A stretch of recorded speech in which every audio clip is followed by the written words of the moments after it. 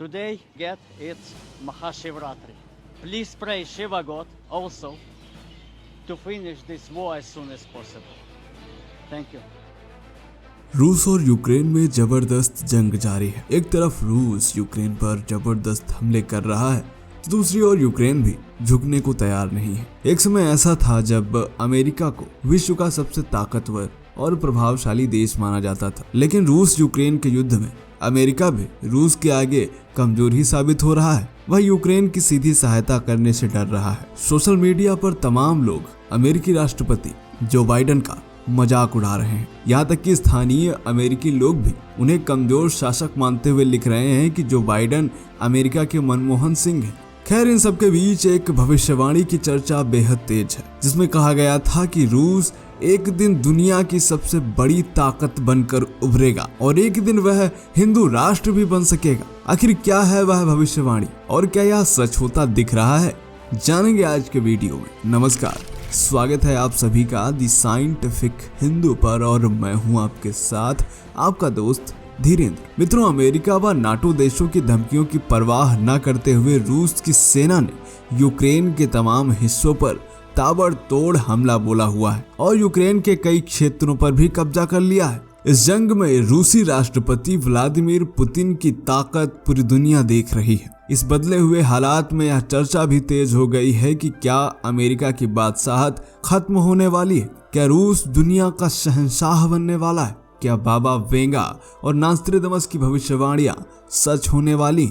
बता दें कि बाबा वेंगा ने कहा था कि भविष्य में रूस दुनिया का शहंशाह बनेगा। यूरोप की धरती बंजर भूमि में बदल जाएगी, सब कुछ पिघल जाएगा जैसे कि बर्फ हो। रूस सबको रास्ते से हटा देगा और दुनिया पर राज करेगा और उस समय रूस में तेजी से हिंदू धर्म फैलेगा। यही नहीं, दूसरे देशों में रह रहे हिंदुओं के साथ भी रूस का व्यवहार मित्रवत होगा। ये बात कही थी बाबा वेंगा ने। बाबा वेंगा का असली नाम वेंगेलिया पांडेवा गुस्तेरोवा था। उनका जन्म सन 1911 में बुल्गारिया में हुआ था। जब वह 12 साल की थी तो एक भयंकर तूफान में उनकी आंखें चली गई थी, लेकिन इसी के बाद उन्हें भविष्य में देखने की अद्भुत शक्ति भी प्राप्त हुई थी। मित्रों, बाबा वेंगा ने अपने जीवन काल में लगभग 5079 भविष्यवाणियां की, जिनमें से बहुत सी भविष्यवाणियां सही साबित हुई। इन भविष्यवाणियों में दुनिया के विभिन्न देशों पर टिड्डियों का आक्रमण, पीने की पानी की कमी, भूकंप, सुनामी जैसी कई भविष्यवाणियां सत्य सिद्ध हुई। इसीलिए यह माना जा रहा है कि रूस के बारे में बाबा वेंगा ने जो कहा उसे सत्य होने में अब कुछ ही समय बचा है। मित्रों, ऐसी ही भविष्यवाणियां नास्त्रेदमस ने भी की थी। उन्होंने अपनी किताब सेंचुरी में लिखा है कि सागरों के नाम वाला धर्म चांद पर निर्भर रहने वालों के मुकाबले तेजी से पनपेगा। मित्रों, आप सबको पता ही है कि चांद पर आधारित धर्म केवल एक है और वह है इस्लाम धर्म। और इस्लाम, ईसाई तथा यहूदी वास्तव में एक ही धर्म है, क्योंकि इन सबके नबी व पैगंबर ज्यादातर एक ही हैं। सागरों में एक हिंद महासागर है और अगर सागरों के नाम में किसी धर्म की बात करें तो वह हिंदू धर्म ही है, क्योंकि हमारे सनातन धर्म को हिंदू धर्म के नाम से भी जाना जाता है। और इस भविष्यवाणी में यह भी कहा गया है कि 3 ओर से घिरे समुद्र क्षेत्र में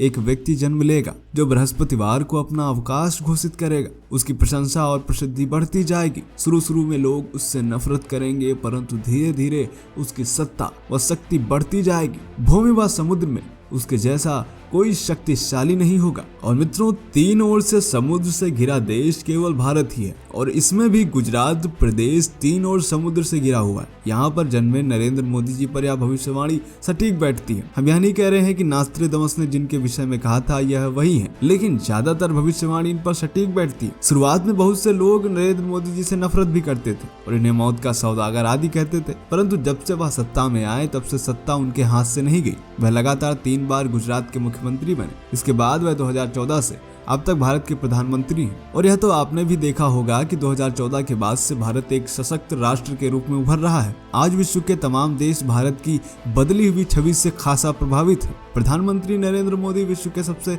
लोकप्रिय नेता बन चुके हैं और रूस यूक्रेन युद्ध में भी पूरा विश्व आज भारत की ओर आशा भरी नजरों से देख रहा है। यदि बृहस्पतिवार अवकाश वाली बात निकाल दें तो यह भविष्यवाणी भी मोदी जी व भारत देश पर बिल्कुल सटीक बैठती है। नास्ट्राडामस की भविष्यवाणी में यह भी कहा गया है कि रूस एक दिन हिंदू राष्ट्र बनेगा। दोस्तों, यदि इस भविष्यवाणी की व्याख्या की जाए तो पता चलता है कि इसमें कहा गया है कि भारत से एक ऐसा नेता उभर कर आएगा जो पूरे विश्व को एक करके रख देगा। उस समय रूस साम्यवाद का दामन छोड़कर हिंदू धर्म स्वीकार करेगा, यानी रूस हिंदू धर्म से प्रभावित होगा और भारत से मिलकर अरब देशों में हिंदू धर्म को बढ़ावा देगा। आज की अगर स्थितियों की बात करें तो रूस में हिंदू धर्म पहले के मुकाबले तेजी से बढ़ रहा है, तो शायद वह दिन भी दूर नहीं जब रूस में भी हिंदू धर्म अपने चरम पर होगा। हिंदू राष्ट्र घोषित करना या हिंदू राष्ट्र होना, आपका इसके विषय में क्या सोचना है कमेंट करके बताएं। और हाँ, आप हिंदू राष्ट्र से क्या समझते हैं वह भी हमें कमेंट करें। मिलते हैं आपसे अगला वीडियो में, तब तक के लिए जय हिंद, जय भारत, वंदे मातरम।